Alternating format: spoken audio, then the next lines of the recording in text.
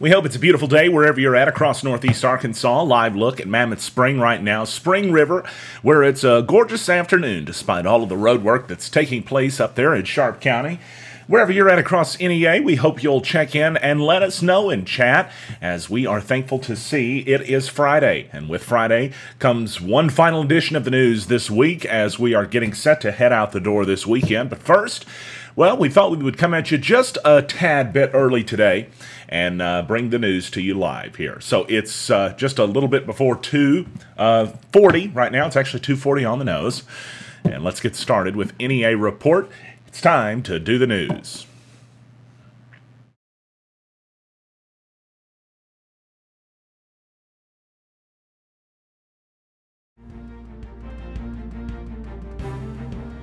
As year-over-year sales tax collections for the month of April drop almost 10%.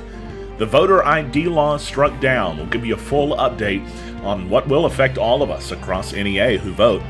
Plus, the Walnut Ridge mayor talks to the Sun. We'll give you an update on that story and the time NEA fans witnessed riots at WWE. It was then WWF events.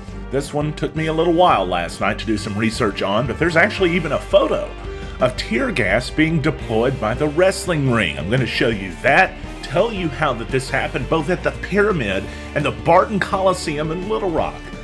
Pyramid in Memphis, Barton Coliseum in Little Rock. It's a crazy time, the late 90s for pro wrestling, and it's a crazy story. It's all next on NEA Report.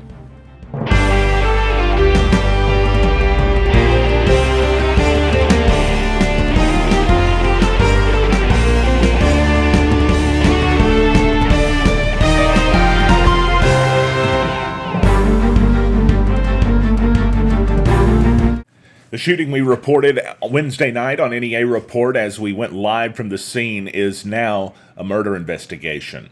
Devontae Dwayne Fowler, 20, of Jonesboro, has died from the shooting, we're told, by Jonesboro Police Department. As we also reported here yesterday, as had been told to us by someone who knew the family, he had been shot in the head. He was pronounced dead at 11 p.m. last night. That's according to the Jonesboro Police Department press release. And now detectives consider it a homicide investigation. By the way, just to mention, original reporting for the Jonesboro Sun today, they mentioned that Mr. Fowler was actually also a victim in the basement shooting that took place last year, for those of you who remember, in Jonesboro. If you have any tips that could help Jonesboro Police Department find who was responsible, or just maybe get a little more information or get closer, well, they're already following a lot of leads, but they could use yours as well. 870-935-6710 gets you directly to detectives, but if you want to leave an anonymous tip, that's okay too. 870-935-STOP-7867 is the number for Crime Stoppers. The city of Jonesboro and its city leaders have spent so much time talking about the positives that they may have overlooked some of the negatives. So maybe it's time we start talking about some negatives and find ways to improve, since clearly the positives aren't adding up enough. Sales tax receipts are down in Jonesboro and Craighead County, and not just a little bit. We're talking about sharply. A 9.78% drop year over year for April from the year before, according to the city. The Jonesboro Mayor Harold Perrin told Talk Business and Politics in the article that you're looking at, which is by our buddy George Jarrett, that his staff is studying the reasons. He says he doesn't have a definitive reason why this happened, but he has a theory. Internet sales. And maybe that is one of the reasons. But it surely can't be the only one, because internet sales affect every place across the globe, right? So what are some of the reasons why that Jonesboro might be experiencing economic troubles? While many of you give your answers in chat, and I would love to read some of those off, I want to show you a few slides that come in a presentation made recently by the Vice President of Economic Development for Jonesboro Unlimited, Mike Downing. The statistics show that Jonesboro is in a different realm compared to some other cities nearby. We're talking about losing money as far as median household income goes. A change in the median household income was recorded between 2012 and 2016, showing Jonesboro declining 4%. Fayetteville grew 8.7%. But even Searcy, 2.8%. Memphis, 4.3%. I mean, all communities showed growth in this chart except for Jonesboro. Why is that? Here's another one. Gross regional product per capita. Jonesboro lagging behind again. There are other stats that show that Jonesboro lagged behind in education. For example, in post-grad work, in people that have college degrees. Take a look at this one. This is an alarming statistic. It shows Craighead County percentage of high school grads that attended a post-secondary institution, 56%. The U.S. number, 69%. So we're behind in a lot of areas. And the thing that will change that is a departure from the way things have always been done. Or if you don't like it, move. Those are the worst possible attitudes to have, especially with young, innovative people. Several points in Downing's presentation discussed the changes between old economy and new economy. In other words, the way things have been done and the way things need to be done. We need to be rich in talent and ideas, attracting educated people. That's very key, because compared to attracting companies, which is the way things had been done, we need to attract people that are educated, that are thinkers, and that are interested in doing things differently. They don't have to be like everyone else. They don't have to go to the same churches. They don't have to go to the same schools or grocery stores or look the same. It's okay to have people that look different and are different. Physical and cultural amenities are key in attracting knowledge workers. Notice the word cultural. That's some of the stuff I'm talking about. We've got to remember, just because someone doesn't believe everything you believe doesn't make them bad. That's what makes America great. The collision of ideas, so to speak. Talented, well-educated people choose locations first now, and then look or create a job. And I hear that all the time, especially from people that are young and intelligent and friends of mine. They tell me they always think of a place or a destination they want to go to make their life. Myself, I created my life here, and I like it. But I get it, why people want to move. I do. Because it can be difficult, to be quite honest, to be educated here. Sometimes there's ridicule involved in that. Or sometimes there's ridicule involved for speaking up about things that are wrong, that some people think you shouldn't speak up for. Just a couple of final statistics from that excellent presentation by Downing, whom I would love to interview soon in regards to these statistics and what can be done to improve, which is quite a bit of the focus of the presentation. But we don't think the negatives get enough attention, so that's why we're here. The high poverty rate in Jonesboro, concerning 40% above the U.S. rate, and there are, quite honestly, sections of town you can drive in to where your heart breaks for people, you know, that are having a hard time dealing with life. And poverty is a problem. We can't just address poverty by telling people to work, to go to work. It's not that easy. There's a lot more to it than that. Also, as mentioned, with the 4% drop in median household income, would put us 32% below the rest of the United States. There are plenty of positives, though, and Jonesboro did increase the employment during the last 5 years. We added 5,890 new jobs. We're hoping to add even more. We're the 15th lowest of 185 small metros for the cost of doing business. That's great. We even have, look at that, 42 motor freight carriers with 7 terminals in this area, and intermodal and river ports within 1 hour, along with BNSF and UP Rail. So there are positives to Jonesboro. There are positives for the cost of living for single parents. There's plenty of positives, and those are great. But to improve, just like in life, I know this one, you got to look at your negatives, and you got to say, what can I do to get better there, where I'm making a mistake? Sort of like a lesson I learned in television when I worked at KIT a long time ago. We don't sit down at the end of the broadcast to discuss what we did right. We always sit down at the end of the broadcast to discuss what we did wrong. A fatal accident happened last night in Lawrence County. It was a short time before midnight, 11:27 p.m. Thursday night, that the accident took place at the intersection of Highway 63 and 412 south of Portia when a 1980 Chevy pickup truck ran a stop sign and crashed into a Volvo semi-truck's trailer that it was hauling. A 68-year-old man from North Carolina, Steve D. Sumter, was killed in the wreck. The details from Arkansas State Police.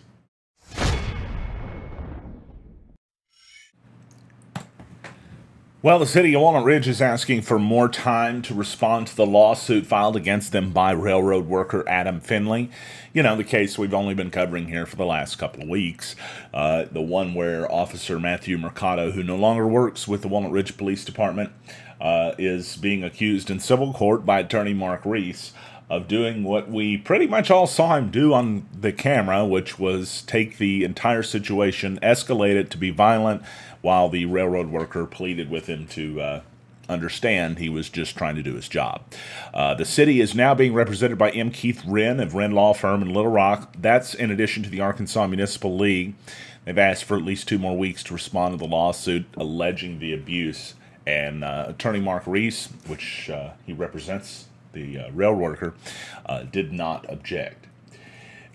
Also, in today's Jonesboro Sun, there was some interesting commentary. There was, an interesting statement or a quote from the mayor, who is talking to the Jonesboro Sun. That's good. At least somebody's getting a quote. And he said he's, quote, working on the possibility of calling a special council meeting to address the issue. But he said while he's doing that, he's not been asked by any city council member to call such a meeting. We'll continue to follow this story on the NEA Report. Let's take a look now at your New Wave Wireless weather forecast. It's home of the $49 iPhone screen repair and home of some beautiful temperatures today, tomorrow, and for the next several days as well. In fact, some great weather on the way for us this weekend. You guys are going to love this. It's 49 degrees for us tonight for the overnight low. Tomorrow, sunny skies with a high near 71. And the winds, not too bad, 5 to 10 mile per hour winds. So tomorrow night, clear, a low around 44. Sunday, sunny with a high near 68. Great day. Monday, a sunny day with a high near 74. Tuesday, mostly sunny with a high near 79 degrees. It's possible on Wednesday we're going to start seeing some showers and thunderstorms, and a little bit more likely as we get into Thursday as well. So we'll be watching those closely, but that's not until the middle of next week. As for what we're looking at for the next 5 days, it's going to be nice. Haley Norris, Realtor. No. Should I make my hair go like this? Whether you need to buy, sell, or lease. Haley, can I use my hands? Or is that, where are my hands? Where do they go? Just say, Haley. Just say Haley. Whether you need my expertise. Haley Norris, Realtor. Or even do a commercial lease. Haley Norris, Realtor. Should I say Remax Real Estate Center or not? Is that too salesy? No, that's good. My average days on market is just 50 days. You need my expertise. And that means I'm putting more money back in your pocket.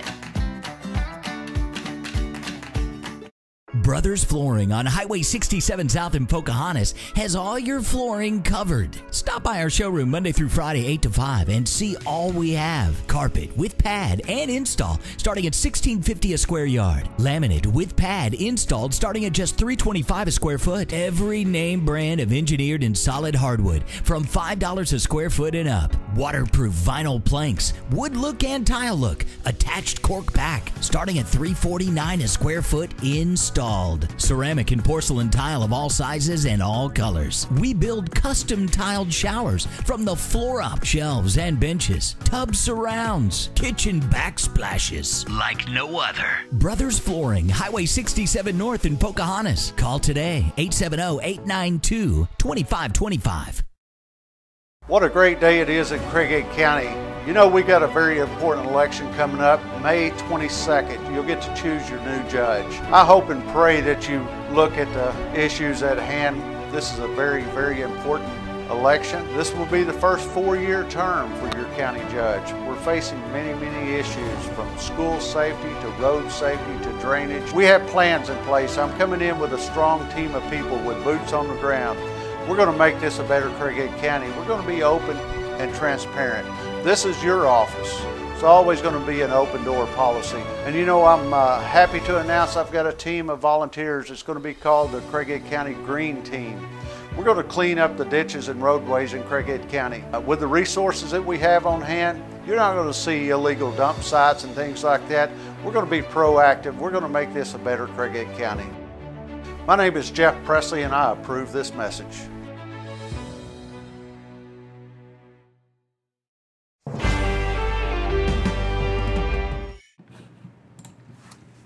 So coming up on Monday, June 11th, in Jonesboro at First National Bank Arena, WWE is having a live event. It's sometimes in the industry called a house show, but live events are basically performances that aren't on TV.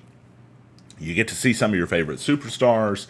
They're all going to be wrestling. They're going to be in Jonesboro, and tickets, they're already on sale. So that is going to be a lot of fun. But WWE, and by the way, fun for the whole family. But it wasn't always an event that you could bring the whole family to, right?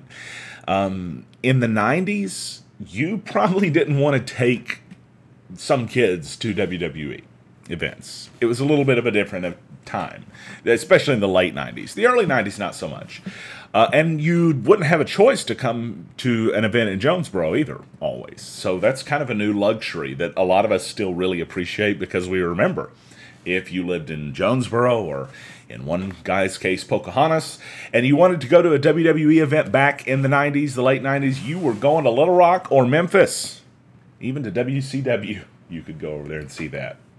And the two venues being close together often meant that they would run events back-to-back in conjunction. The 90s were a very different time, though, for professional wrestling. As an example, on December 15th, 1997, WWE owner Vince McMahon told his audience his brand of sports entertainment was going to have more attitude. It was an iconic speech that he gave on a night that was a Monday night, sort of like the one that's coming up in Jonesboro. But it was a Monday night that was for some reason advertised in Little Rock in 1997 as being a television taping that was not a television taping, because the event had been taped last week, the prior week. And that Monday night, December 15th, 1997, fans showed up to the Barton Coliseum in Little Rock, ready to watch their favorite superstars on TV, because it was a big deal to go to a live TV show, WWF Raw. The company changed their name from F to E. So if you hear me say one or the other, it's because they were called something different at the time. Even though it was on a Monday night and advertised locally as being a televised event, it wasn't. And fans were upset when they arrived because they were told no refunds were available. The card was also, according to reports, entirely different from what had been advertised. In fact, one of the individuals that wrote about this at Sportskeeda is named Jay Carpenter. He attended the event. I read his account of events, his accounting. We'll include some of that here in a second. Because his and other accounts are that the card was terrible. One match between The Undertaker and The Rock. Can you imagine getting to see them? Well, that lasted 2 minutes long. And the main event was going to involve the then WWF champion Shawn Michaels, hot off of what was called the Montreal Screwjob, an actual rare real-life event that took place in pro wrestling, where Michaels, in essence, stole the title from somebody named Bret Hart. Shawn Michaels was a bad guy, but at the time, you remember that attitude thing I told you about? It had a whole lot to do with bringing realism and real attitude into pro wrestling. And with Shawn Michaels being that real bad guy, he took it to a level a lot of people haven't, and haven't since taken it to. He came out to the ring and began upsetting the crowd. And at that time, somebody threw something and hit him in the face. Shawn Michaels was also not particularly known to be professional at that time. He improved changed over the years, but this is well documented stuff that he wrote in his autobiography. Others have said in different documentaries. And in that fashion, he told fans on the microphone there would be no main event, and the show was over. A full-scale riot broke out. Now, I know you're saying to yourself, a full-scale riot? No way. There's a photo of this. Tear gas was actually deployed. Take a look at this. Unbelievable sight where you can see in the background of the photo the tear gas, according to fans. You could see police surrounding the ring. You can see the ring completely littered with garbage, and that's just one photo. As a matter of fact, when I attended school in Pocahontas as a kid, I remember one of the older kids in the 9th grade at the time, because I was, I think, in the 7th, but don't fact check me on that, please. It was when I was in junior high, and the kid said that he had gone to the event, and that I thought he was lying, by the way. We all thought he was lying, but he said that a riot broke out, and that fans were setting fire to the ring. And I said, there's no way, right? And for many years, I never believed that until recently, while I was listening, I should say, to the Something to Wrestle with Bruce Pritchard podcast. And this was one of the topics in deep, detailed discussion. Can you imagine that? And that audience right there were a lot of fans from Northeast Arkansas. Like I said, I knew some of the people that were in the audience personally. So one of the things that compounded the problems was, according to reports, alcohol was being served in glass bottles, and fans were throwing the bottles. They set fire, and you even saw the tear gas. And it wasn't even just one night. That's one of the reasons why I just had to do this story. Because it was the night before, on December 14th, 1997, that at the Pyramid in Memphis, a near riot also broke out. I clicked ahead on the full screen there accidentally for a second. But once again, a fan threw something, hitting Shawn Michaels' cohort, Triple H, who a lot of fans know. If you don't know, he's the company's executive vice president of talent in real life today. Not just a fake thing. In the fake, he's a COO, but that's his real job.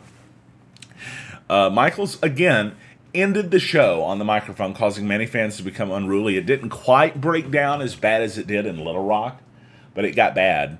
It got so bad fans were throwing stuff at Jerry the King Lawler in his own hometown of Memphis. But this was a whole different world as far as pro wrestling goes. And in late 1997, the WWF, they were losing a battle against the Ted Turner-owned, CNN tied in with it, the Ted Turner-owned WCW. And they were getting beat in the ratings, they were getting beat in revenue, and they changed their product. And it was on the day that you're looking at the photo from that Vince McMahon introduced what is now known as the Attitude Era. I mean, it was this speech. Extends far beyond the strict confines of sports presentation into the wide open environment of broad-based entertainment. And I'm not going to show you the full thing because I don't feel like getting a copyright strike on the video, but you can look it up. But nonetheless, what a crazy time it was. And I didn't get to attend that event, by the way. I had the full opportunity to, and I just decided not to. I'm not sure if I regret that or not, because as a kid, I don't know what to think of that. But if you were sitting on the floor, some of the fans said they had to get up and move so that they didn't get hit with stuff. And one fan's account on a message board said he knew it was time to leave when a flaming toilet paper roll landed at his feet. It literally became a full riot on December 15th, 1997. It was a Monday night, advertised to be a Raw, and it wasn't. But the event itself, it ended up being kind of Raw. But that being said, it was a different time. And you're not likely to see a full-scale riot whenever you head to the First National Bank Arena, because it's a family-friendly event today. And I like seeing it in Jonesboro. And we like the fact that it's a little bit more attendable for everyone.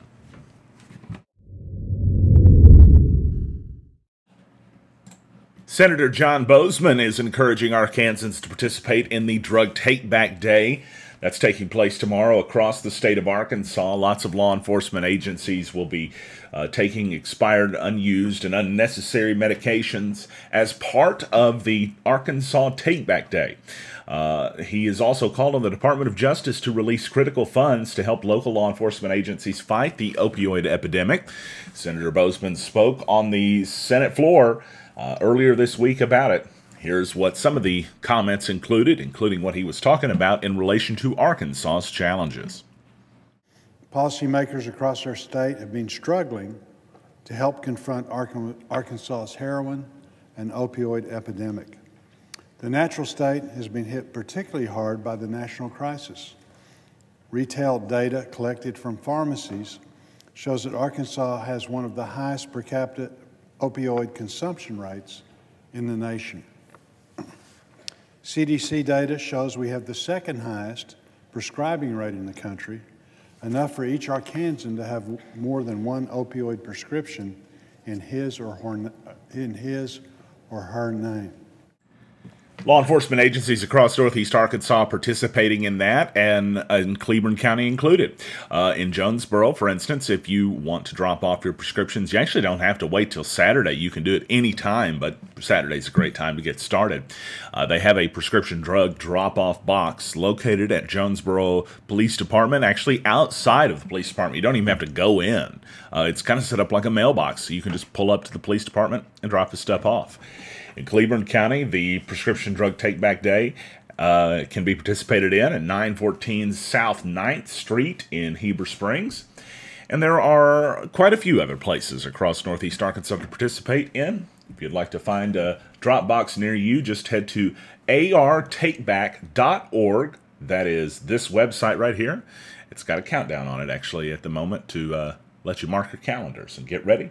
And you can find a location site near you by clicking on this link right there.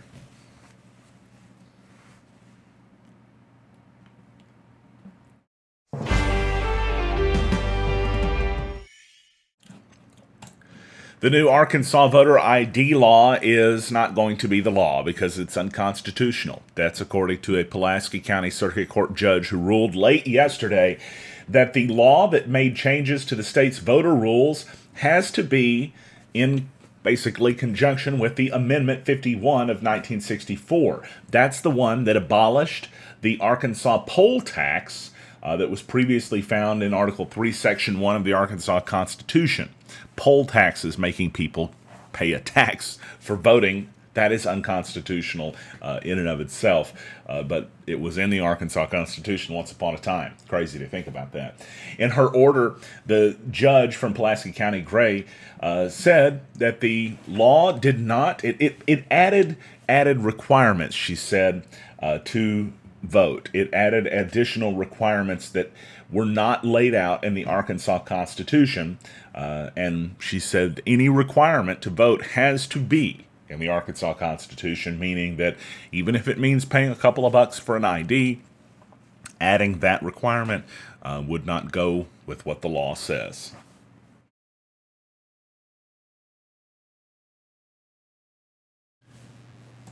So we have got a beautiful day across northeast Arkansas. We've got a beautiful weekend on the way as well, with temperatures in around the 70-degree mark all weekend long, with 74 going to be the high on Monday. But we're looking for sunny skies, mostly sunny skies at the worst, and maybe a chance for a few showers and thunderstorms to start rolling in after Tuesday. Thanks, everybody, for watching tonight on NEA Report. I hope you have a great weekend. And we'll be back on Monday with more news from Northeast Arkansas, unless breaking news breaks out, in which case, we'll be right back here. Have a great weekend.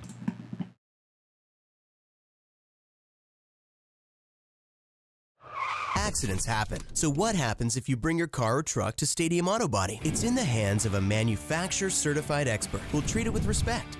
It's brought back to life using the advanced tools and technologies today's vehicles require. All makes, all models. At Stadium Auto Body, we do the job right, back our work with a limited lifetime warranty, and make the whole experience pleasantly easy. Accidents happen. We're what happens next. Tell your insurance company you choose Stadium Auto Body.